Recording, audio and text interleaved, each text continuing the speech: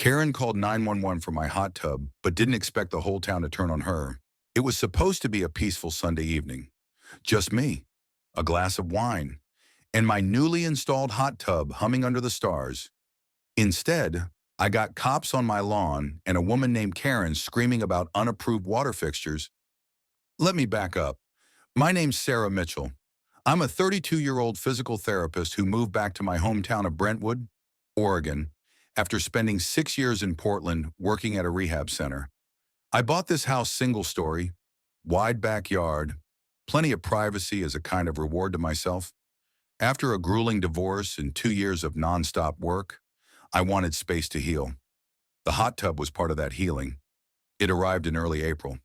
I paid for it with my bonus and a little help from my brother, who also happens to be an electrician. He helped me wire it properly, file the city paperwork for installation, and build a cedar enclosure that made it feel like a little spa retreat. For 2 weeks, everything was perfect. Then Karen showed up. She wasn't subtle. I was pruning some shrubs near the back fence when she leaned over it like an angry gargoyle. "You didn't get that tub approved," she snapped, eyes darting like searchlights. "Hi," I said slowly. "I don't think we've met. I'm Karen, head of the Brentwood Home Advisory Committee." I blinked. I didn't know we had one. We do. And you're in violation of our architectural water fixture guidelines. Now, I may not have known Karen, but I knew Oregon code. I'd filed my permits, got the inspections, even spoke to the city's zoning guy, who gave me the thumbs up in writing. Still, I tried to be polite. "I appreciate the concern," I said, "but everything's above board. Checked by the city, approved and signed off." Karen scoffed. "City approval doesn't override community standards, and we don't allow large-scale soaking installations." It sounded made up. And it was. That night, I went online. No website for a Brentwood Home Advisory Committee. No filed nonprofit. No record with the county. Nothing. I figured she was just a bored neighbor with too much time. Until the police showed up at 8:12 the following evening. 2 officers, confused. "Professional, Miss Mitchell," the taller one said. "We received a 911 report of unlicensed heating equipment, allegedly hazardous." I blinked. "You're kidding." "No, ma'am. Caller claimed your hot tub was overheating, causing electrical surges, and might explode." I stared. Explode Karen stood at the edge of my driveway, arms folded, phone in hand, watching. "I have the city approval right here," I said, pulling the laminated paper from the mailbox cubby. The officers inspected it, called it in. 10 minutes later, they apologized and left. Karen, however, did not. She posted a sign on her lawn the next morning. "Illegal hot tub, Kierner, fire risk to all," in bright red letters. My phone buzzed nonstop. Friends, neighbors. A few laughs, a lot of confusion. And that was just the beginning. It would have been funny if it hadn't turned so damn ugly. The sign Karen posted stayed up for days. Big red letters on white plywood, driven into the center of her manicured front lawn like it was her personal declaration of war. Every car that passed slowed to read it. "Illegal hot tub, Shaker's fire risk to all." It wasn't even close to true, but that didn't stop her from doubling down. 2 days later, she started handing out flyers. I came home from work one evening to find a pamphlet stuck to my door. It had a grainy photo of my backyard taken from the alley behind my fence, and in bold letters it read, "Urgent notice, community water code violation at 1418 Juniper Lane file complaint." Before it's too late. There was no return address, no official letterhead, just a Gmail contact, Brentwood, HOAdmin Outlook, com, which told me everything I needed to know. There was no real HOA, just Karen and her ego, wrapped in laminate, barking through Outlook. I didn't respond. I didn't pull the tub, but the tension, it started to bubble. Neighbors started acting weird. Friendly waves became awkward glances. I overheard a couple of moms whispering on the sidewalk. "Is that the hot tub lady, like I'd cooked meth in it instead of soaking sore muscles?" I wasn't sure how far Karen's reach really extended, but I was starting to get the sense she'd been pulling strings here long before I moved in, and I was about to pull them right back. That Friday, I walked straight into the Brentwood County Clerk's office. I'd done some homework. Turns out, my brother wasn't the only one with friends in useful places. Jessica Tran, zoning assistant and local firecracker, met me at the front desk with an arched brow. "You got HOA drama?" I nodded, the fake kind. She led me to a back desk and pulled up county filings on her monitor. No HOA registered for Juniper Lane or the surrounding blocks, she confirmed. In fact, your neighborhood was specifically excluded from the master HOA development back in 2009. I leaned in. Excluded? Why, Jessica laughed. Because the developer couldn't get enough signatures to form one. People around here hate HOAs. The last guy who tried got run out after finding someone for planting sunflowers. I smirked. Sounds like Karen. Jessica typed for a few more seconds, then paused. Wait, there's something here. A private organization filed a DBA doing business as named 2 years ago, Brentwood Home Advisory Board. My stomach sank. Filed under a Linda R. Hallstrom, Jessica said. I closed my eyes. That was Karen's real name. Guess who's listed as board president, Jessica added.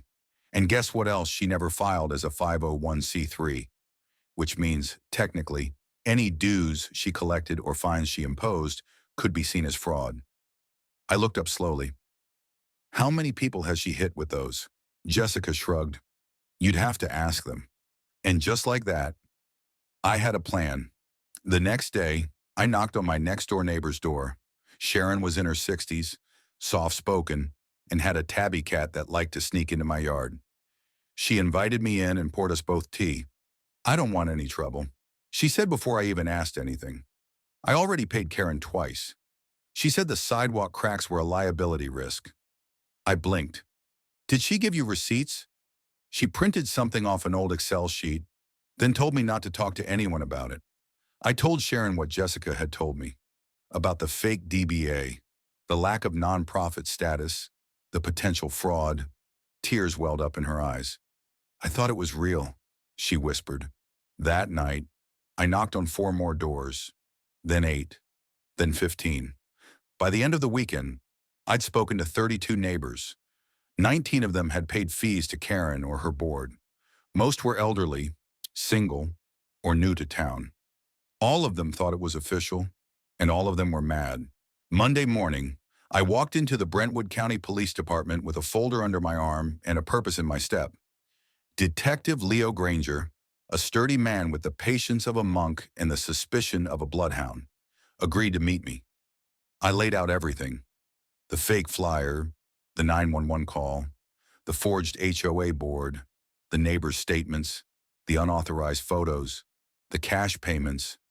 He took one look at the folder and said, "We've had complaints before, but no one brought proof." I handed him a USB. Every neighbor gave permission to share their statements. Leo nodded slowly. "We'll open a formal investigation, but don't expect her to go quietly." I grinned. I don't expect anything from her anymore except karma, but Karen wasn't done. That night, my hot tub was vandalized. Someone slashed the cover and poured what smelled like bleach into the water. The chemicals fried the pump. Cost me nearly $900 to replace. I knew it was her. No one else had a motive. But without video, I had no proof. I was ready to scream. But instead, I did something else. I posted the damage to Facebook, not to rant, but to tell the truth. This is what standing up to a fake HOA looks like. My neighbors have been scammed. My hot tub was legal. My permits were clean. But because one woman thinks she's above the law, this is what I woke up to. Within hours, it exploded.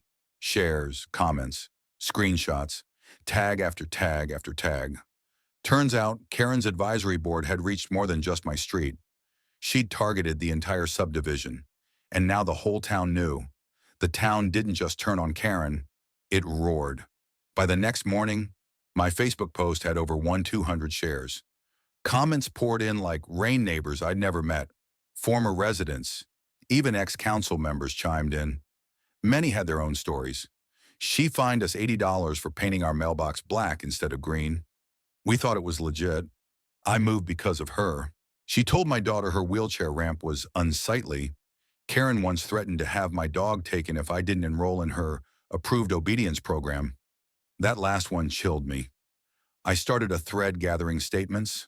Within 24 hours, over 70 people submitted detailed, time-stamped screenshots and PayPal receipts.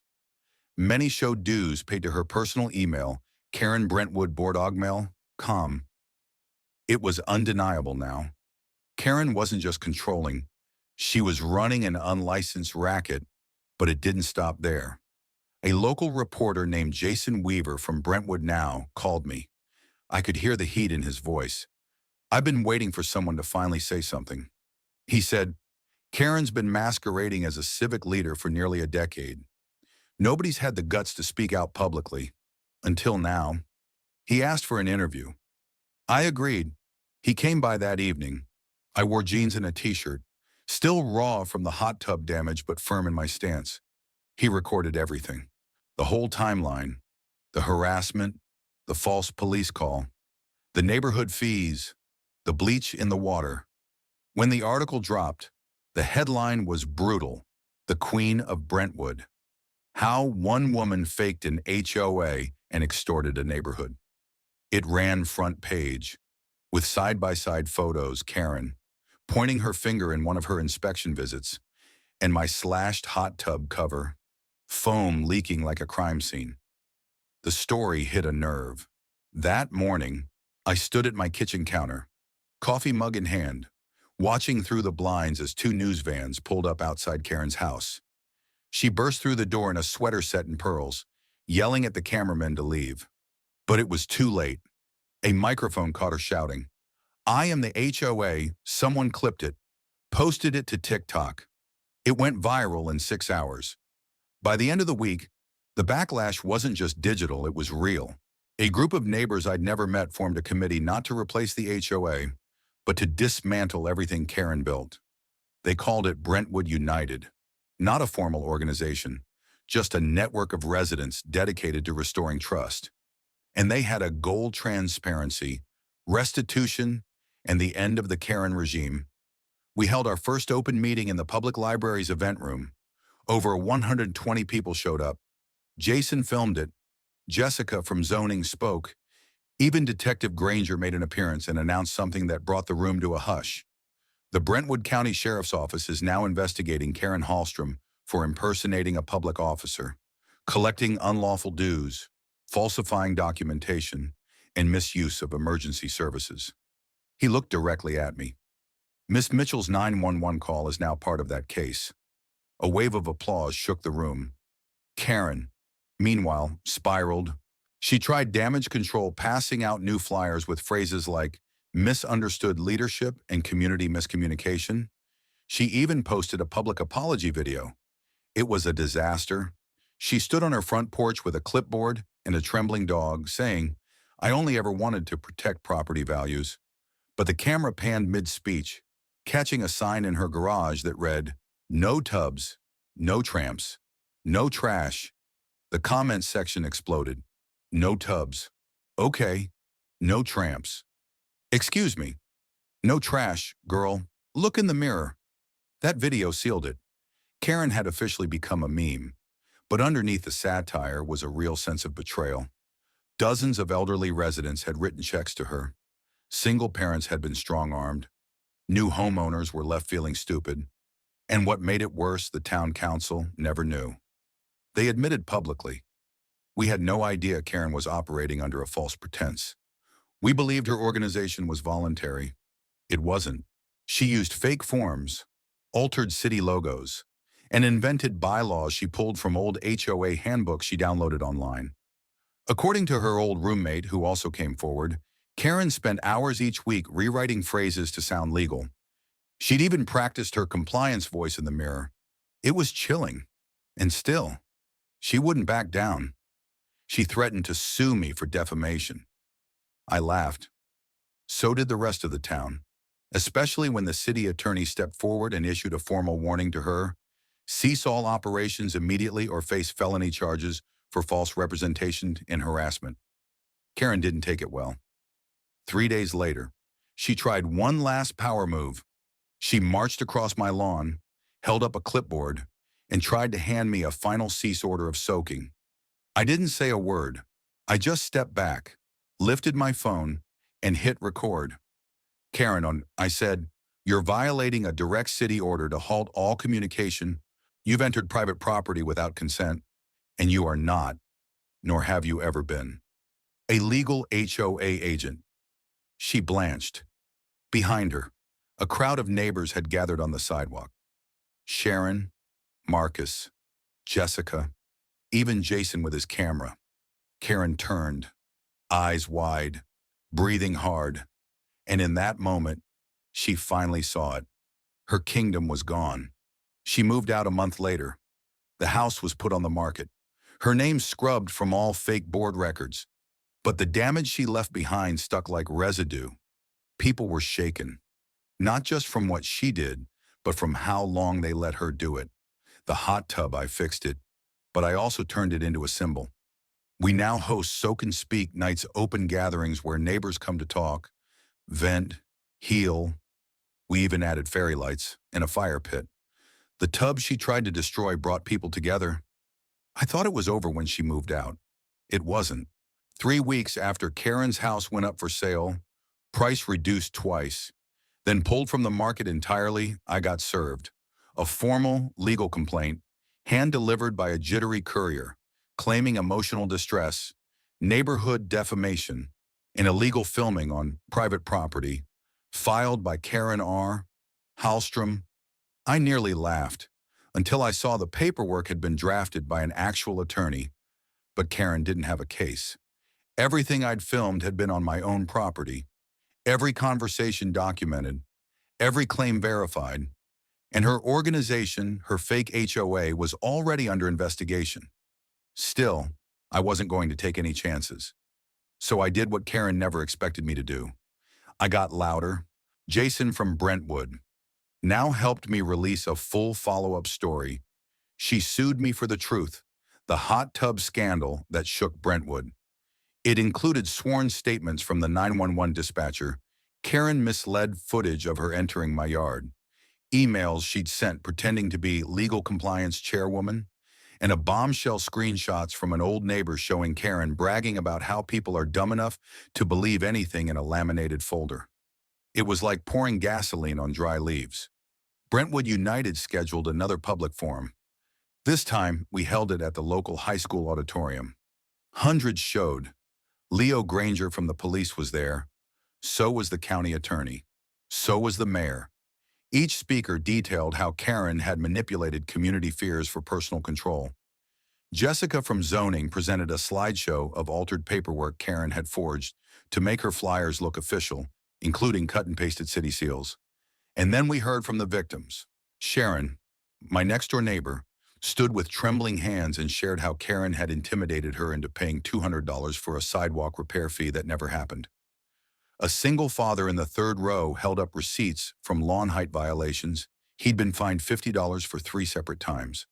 An elderly veteran named Ed came forward, voice cracking as he recalled Karen threatening to report him for unsafe patriotic displays after he hung a faded American flag on his porch. There wasn't a dry eye in the room. It wasn't just my story anymore. It was our story. And Brentwood wasn't staying quiet. By the end of that week, Karen's civil suit against me was dropped, voluntarily. The attorney, clearly just doing what she was paid to do, likely saw the storm building and bailed. But Karen's real problems were only beginning. Detective Granger officially filed charges, 4 misdemeanors and 2 felony counts: impersonating a civic officer, filing false reports to law enforcement, operating an unlicensed organization for profit, misuse of emergency services, harassment of a protected class. Ed was a disabled veteran, trespassing with malicious intent. Her mugshot was released the next morning. It didn't take long for national media to pick it up. Hot tub, Karen becomes face of fake. HOA scandal, local tyrant faces, justice in Oregon neighborhood, fraud case from clipboard queen to courtroom defendant. It was surreal, I wasn't proud of what had happened, but I was damn proud of what came next. Brentwood United didn't stop at exposure. We started rebuilding. First, we created a voluntary neighborhood task force, no enforcement powers, just a group of people you could call if you had questions, needed help, or wanted to organize a potluck. We called it the Commons Table because no matter what your house looked like or what you soaked in, everyone had a seat. We partnered with the city to create a civic transparency kit, a set of resources, printouts, and hotlines for anyone unsure about legal notices, permit requirements, or neighborhood rules. Jessica helped create a simplified zoning website so nobody could be tricked again. Jason kept writing. So did the local press. Even the city council passed a new ordinance. Any organization claiming to enforce neighborhood rules must be filed, registered, and publicly listed or face a fine of $25,000. We named it Ed's Law, and we threw a backyard celebration in his honor. I'll never forget the moment Ed stood next to my fixed hot tub, one hand on the wood railing, voice steady and clear. I serve this country so my neighbors wouldn't have to live in fear, and I'm proud of this community for finally standing up to fear, in choosing truth instead. The crowd clapped, hugged, cried. Karen had tried to control with rules, fines, and fake authority. We countered with empathy, transparency, and real damn unity. By fall, Karen was sentenced to 6 months probation, 200 hours of community service, and court-ordered restitution to repay every dollar she collected from residents. It wasn't prison, but for someone obsessed with power, being banned from leadership roles and ordered to take a civic ethics course probably felt like exile. She left town after sentencing. We didn't throw a party when she moved. We just kept living, free. The first rain of October hit Brentwood like a whisper of closure. It swept over the rooftops, washing away the last bits of summer drama, along with the last remnants of the red-lettered sign Karen had once proudly driven into her front yard.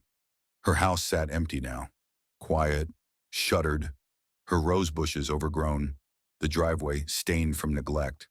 No more flyers taped to doors, no more clipboard inspections, no more 911 calls for hot tubs. And yet, her legacy lingered, not in fear, but in the opposite, in unity. It started small, a knock on my door. It was Sharon, with a folded flyer in hand, and her cat tucked under one arm. Movie night, she smiled. At the school gym, we're showing The Truman Show. I laughed. Fitting. Then Marcus came by. Then Ed.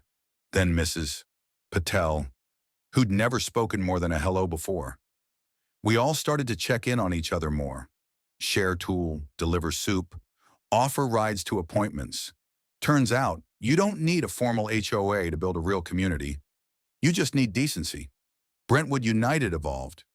We turned the Commons Table into a monthly gathering, not just for potlucks or updates, but for connection.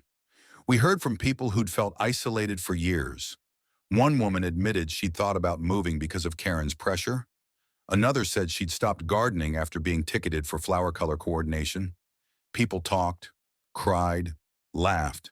Some even soaked in my hot tub, our new symbol of peaceful rebellion. We joked that it should have its own plaque. Here soaks freedom. But what hit me most was a letter I got in the mail 2 weeks after Karen left town. No return address, no signature. Just a handwritten note in tight, elegant cursive. I was wrong. I got caught up in rules and image and thought I was helping. I see now that fear doesn't build communities. Kindness does. I hope you keep soaking, and I hope this town forgives me. I folded the paper slowly. It wasn't enough, but it was something. Maybe Karen was human after all. Flawed, insecure, desperate for control in a world that felt increasingly uncontrollable. Maybe she thought being in charge made her safe, or maybe she never thought about it at all. But now she had to, and we didn't. The hot tub wasn't just a place to unwind anymore. It became a place where people talked about things that mattered. We started calling them soak circles. One night, a teenage girl named Zoe, Ed's granddaughter, asked the question that silenced the bubbling jets. How come it took a hot tub for people to care? We sat in silence for a while. Then Ed said, sometimes it takes the wrong thing breaking to remind people what's worth fixing. Karen's story made headlines for weeks, then faded. But here in Brentwood, we made sure the memory stayed not the pain, but the lesson. Local schools added community civics to their curriculum. We helped design it. It wasn't about laws and fines, it was about compassion, boundaries, and the dangers of false authority. One day, Jason dropped off a small hardcover book on my porch.